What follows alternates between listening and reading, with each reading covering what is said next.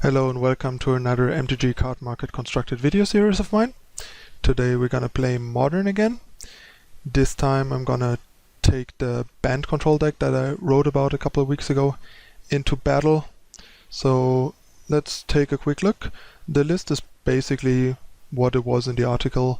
I'm just running one Hinterland Harbor instead of Botanical Sanctum, just because of hitting that force untapped land. So yeah, early on turn 2 is the earliest we need green, so Hinterland Harbor usually should come into play untapped on 2 for Tarmogoyf anyway. We only need white potentially on 1 sometimes to pass, even that shouldn't happen that often. So Seachrome Coast is kind of the better scarce type duel if we want them, and I think 3 is a good number. So we have a good mix between early untapped and untapped turn 4. I played decks with 4 Seachrome Coast similar to this before, and the force often turned out to be kind of lackluster. So yeah, that's why the 3-1 split.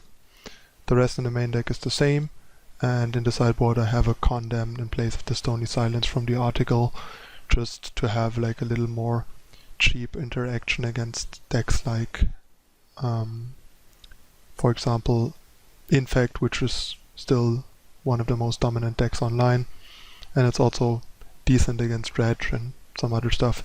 Just a solid additional removal.